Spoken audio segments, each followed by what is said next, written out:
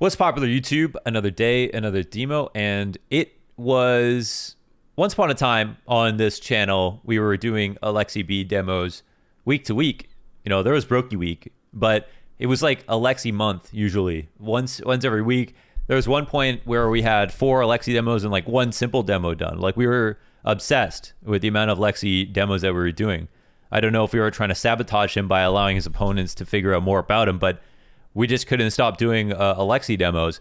But since that period of time where I just felt like I was just Aleksi'd out, I was just doing too many Aleksib demos in a month, we haven't done any in a long time. So now we're going to bring it back. I recorded this intro after watching it. It's a banger. It's a really good demo. And you know, I'm always honest. Sometimes like, oh, the demo is a little bit disappointing. Demo wasn't what I expected. This one is really, really strong. And it's not anything specific about one spot, because what we came into this demo trying to figure out was who played where. But Aleksib's generally a con player and will do a number of things, whether it's window, you know, A tactics with Flamesy or whatever, but is in a few different spots. But there's a round where he does a specific play that just ends up being beautiful. So I don't want to spoil it, but enjoy the demo. It's a really strong one. And yeah, that's it. So yeah, I'll see you again for another video. Enjoy this one. And I'll make sure not to close out like this is the end of the video like I did last time, and just say enjoy the video. Thanks, guys. 1 minute to live at the break, at the commercial break. These days, the commercial breaks are longer than ever. If you'd like to support my content, support my one and only sponsor, DJEsports.io. Use my referral link in the description for 400 free DJT, which you can use to enter into the Prediction World Series, where you can predict the outcomes of some of the major esports events, including Dota's The International, the CSGO PGL Major, and the League World Finals coming up this fall-winter season, for a total prize pool of 10 million USDT. If you use your 400 DJT, make sure to drop by their Discord and ask ModMail for 800 more. Happy betting, and thanks for supporting me. We're here today to watch Aleksib to see how he's used on the CT side. And the funniest part about coming into this demo was that us in the chat were talking about who was playing what position, because I could not for the life of me remember who played what position on OG on CT side of Mirage. And in talking about it with chat, I think we had everybody say that Montu played ticket, window, and B, which is entirely possible since he ops. That Nico played ticket, con, and cat. That Aleksib played con, ticket, cat, and B as well.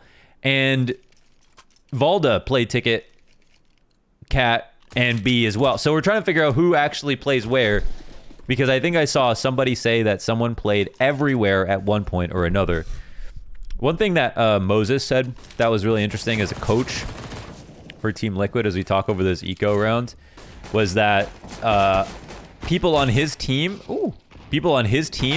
need to be able to play more than one spot, which makes a ton of sense. And I personally think that at least what we saw towards the end of 1.6, when things got very figured out, was that one of the only advantages that you'd get in a round was the spawn. So things became very spawn based. And I think that happens even on Dust 2 a little bit more these days on the CT side, where you're trying to use your spawns, because Ts are using their spawns a lot more often. So sometimes whoever is crossing to pit is just whoever is, you know, furthest left. And as soon as somebody, you know, as soon as you have a play like that where one person, whoever has the best spawn on one side, is taking a position, then everybody else has to learn new spots. And even though it's important to specialize and everything like that, at a certain point, teams are good and have been together for long enough and have put together a decent map pool, and it actually makes sense to branch out and try to bring in new spots into your arsenal so that you can and the thing is that this actually solves 2 problems. All right, let's say one person learns how to play 2 spots. They learn how to play B on Dust 2 and long. Now the other team doesn't know if this guy's going to be B or long because of the spawns. And then they have to figure out what the tendencies are of the player who normally plays B and this new guy who might be there when he has a good spawn. So that actually makes your CT side more versatile and deep, and can help you, especially if another team has prepared specifically against one of your players. So I think it is very good that players are learning how to play more than one spot. And of course, with a map like Mirage becoming more and more popular and more figured out, it being spawn-based and different types of tactics that involve spawns coming in means that it makes a lot of sense that players are learning more than one spot. So here we have one of my all-time favorite setups to defend against any type of mid control at all. It's this a player on bricks / in the ladder room, and one in ladder room. So there's kind of two, but one's watching mid. This is so powerful just because I talked about this before. I really think ladder is a new con, and ladder as a position is so insanely powerful. Wow, he actually just phased the smoke with a flash. So he timed it specifically when it came up and came through and didn't see anything. He's actually looking for a timing just in case someone went blind out after him. But one thing that's so good about this is you have a powerful angle versus underpass. You have ladder room, which is very powerful. And you have a rotate out to window as well as out to cat, which is also very powerful. For all those reasons, I think it makes it a great place to stick even two players. Though this setup is not my favorite, especially with not having mid control, just because Flames has an MP9 and he's looking towards cat. If they come A ramp, it's not a bad place to be. But yeah, in this spot, I think two players close to A ramp makes a lot of sense. In this position, I'd feel very vulnerable towards mid, and I'd also feel a little bit uncomfortable with people coming out of Palace. But it was a decent hold overall. But now it's a 2v2. Let's see what OG can do with this. Okay, we got timing, and now there's no way to plant. Nice shot from Valda. 9-9 round 1. So I'd like to see if that changes a little bit, or what the idea was, because I don't know where they thought the T's were going to come from. Now, of course, Montu, as back in the day, you could be a window opper and go to window every single round. But in 2021... you can't just go to window every single round with an op. There's just no point. You can get smoked. You're not going to molly it every round. You want to have some variety to play. You want to make presence on B. There's so many opening picks that you can take. You can pick towards A ramp, go con. You can jump out window into con. You can jump into underpass with a smoke. You can pick B apps. You can push off cat. You can play in ladder room. All of these things are very good to do, and you want to sprinkle them in. But what that means is that people have to rotate around you, right? Because you don't want to overlap with them in different spaces. So sometimes Montu, and when you have an op on your team, and I don't know if this is how teams are operating right now, but at least when I was playing, it was, your opper, if they had an idea or if they were suggested something, you'd follow off that because they're the strongest gun in the rounds. All right, so I have this mid play. The flash is perfect from Flames. He throws it. It's the palm tree flash. And Aleksib throws this smoke, which allows him to stop any Molotovs from coming to connector, and also gives you a way to disappear like a ninja back through con and come up. So this is a copy and paste play that you could bring into Pugs if you wanted to. It's really good at the beginning of the round. You throw a smoke in the bottom connector just preemptively in case of Molotovs, gives you an escape, and one person throw a palm tree flash, which just flashes over the palm tree over connector from your A player. And to be honest, they should be doing that pretty much every round anyways. So Aleksib B searching here just to clear out and look for any last evidence of T's that are hanging around at mid. He'll see nothing, and they're already in such a strong spot off of these kills, untraded completely. And him and Flays do a great job. Let's see what the next tactic is going to be. And so we're seeing that, yes, Aleksib B is a con player, but yeah, sometimes he's starting towards window. He's doing a couple of different things. So this is another really strong smoke. We're going to see Aleksib play off this. So one way to the top of mid, and it also works just as a con smoke as well. And he finds a small timing. And sometimes a team can see the smoke and they know that the play is coming, but their nades that you're going to use to counter something or whatever, they will still miss the window or they'll react late. And so you can get away with stuff like this. But in a situation where someone's staring into con and Aleksib is staring right out at them, he has a little advantage. And to me, I think Aleksib actually... We've been talking about doing a demo together, and we want to make this happen. And honestly, the best way to make it happen is to just tweet him like every single day and say, Aleksib, do a demo with launders until it happens. But part of the reason why he didn't want to do a demo is because he's very paranoid. He's actually a very paranoid person.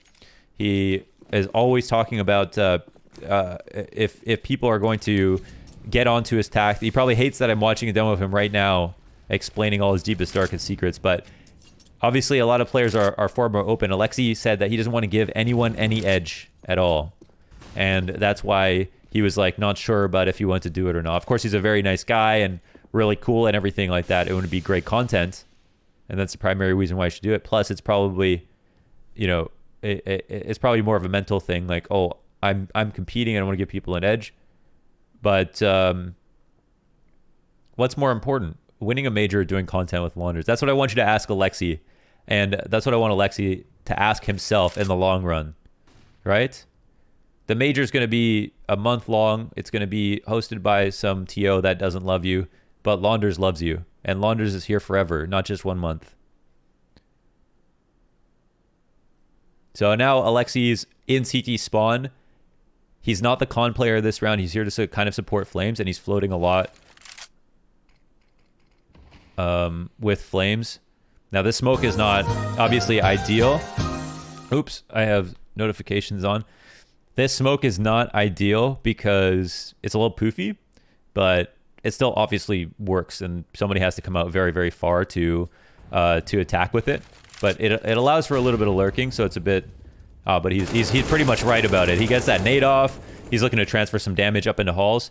And, oh, he wanted to try to refresh that Molotov like soon after it was over, but Nexa just ran through. I think there was a space in the back. And now Vault is in a great spot. This is the spot where you find a timing. He's peeking with a flash. He wasn't spotted. Bomb can't get planted now, surely. Yes, it'll all get taken care of. That was very nice. That triple spot in the middle of a round where connector is a problem, if they have mid control and stuff, triple is a very bad spot to be in. It can be spam from both sides. It's hard to fall out of. But when teams do an execute and you find a way to sneak in there, it creates a really nice timing if you peek a left of it as they're coming up a ramp when they're starting to clear out some other angles, because they don't hold triple as they're running out. The entry fragger is going to either go run by sandwich or go run by under balcony clear default. And you can find a nice lineup timing sometimes if you find an opening to peek at triple, like we saw there, basically. So again, a lot of mobility here from Aleksib B, and now B site is in ruins. Everybody dies, and Aleksib B will find a timing to jump out of the window, but Hunter kills him. Let's see if Flames can win the clutch. Does this still work? Oh, it does.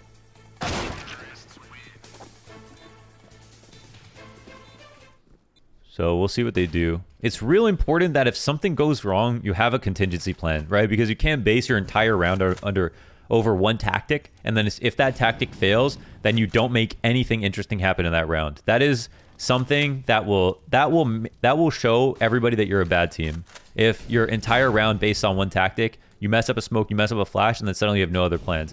You have to be way more deep than that. Okay, I got to turn off alerts. You hot. Thank you. Okay. All right. I think the A exec is coming towards Aleksib. There's a timing where someone can sneak out the stairs, of course. And we're trying to keep an eye on this. I think basically he'd love to trade places maybe with a player in connector if he phases the smoke. Let's see what the play is. He's looking for the stairs guy. There's no stairs guy. Did someone see connector? Nope. No one snuck connector. And now he's got a little hut to sit in, which is very nice, but they're also down on players. Oh, and now we're here to cut off rotation. Oh, I don't know if this is going to work. But the reason Aleksib's doing this, okay, this is something very important in CS, is if you have a site covered and you think there's a small chance that a team could be taking the other site, you can cut off the rotation, but you do not just cut off the rotation by rotating to the site, right? Like Aleksib could go off cat and rotate into B and B. But then there would be 2 players on A, Aleksib and B, versus 4 Ts that could be anywhere. But if you make a play like this, and this can be done on any map if you use your head, if you try to cut off the rotation by interrupting it halfway like this, you can actually use it as a flank if they don't come towards you. So now you get the info early, you get potential kills early as they're not going to clear you, and you can flank A, which is the most valuable flank that you can have when you're trying to operate on post plan. This can give you an edge back. And also, you don't see anyone, then people can be very prepared for the site. Now, I don't know if they're going to go B here, but this is the idea that Aleksib has. Oh. Oh my god, he does find them. That literally couldn't be more perfect. And just like that, he doesn't overextend. He doesn't take the fight too early. He gets the info. No time to even plant the bomb. And instead, if he were the guy to rotate over towards B, normally by going up on CAD and into B, then he would have been sitting in B, waiting for them to come, and would have had to do the hold site hold himself, and his team would have been so slow to rotate. Instead, he gets the kills early, which buys his team time to rotate, and he also is in a spot where they don't expect him. Whereas they would 100% guess that someone's going to be inside the B site. So really important that you move early in those situations. But realize, like, you're just dead weight sometimes, sitting on the A site, 3v4, don't know if they're going to do anything. So making a super proactive play like that can be great. That really couldn't have worked out better. So one thing that's really good about smoking Palace is it gives you the ability to peek a ramp if you'd like to. And it also, it ruins the confidence of a team who might just was about to execute or was about to come up A ramp. You don't really want to do it with 1 out of 2 choke points. So sometimes you don't have to smoke both to completely deny a site take. But look how overstacked we are towards the A site here. Really, really anticipating this play to come. And it's coming forward pretty fast. So Flames is going crazy this whole game, actually. And we should do a follow-up demo with him because I think the last time I did a Flames demo, he was literally on endpoint. So it's about time. Let's see. Now we go into the last round of the game. Potentially. I actually don't know if this is the last round. I can't remember if it was 16-10. It was a strong map by them. And these guys are quite a duo. They actually just shut down G2 completely. Flames been outdueling everyone, basically, so there's no chance. 5v1. I mean, eat your heart out with this one, but there's going to be no way to win. That's it. That is the whole demo. That is Sexy Aleksib B, as people like to call him. A really great one. That was a good demo, man. That was really good.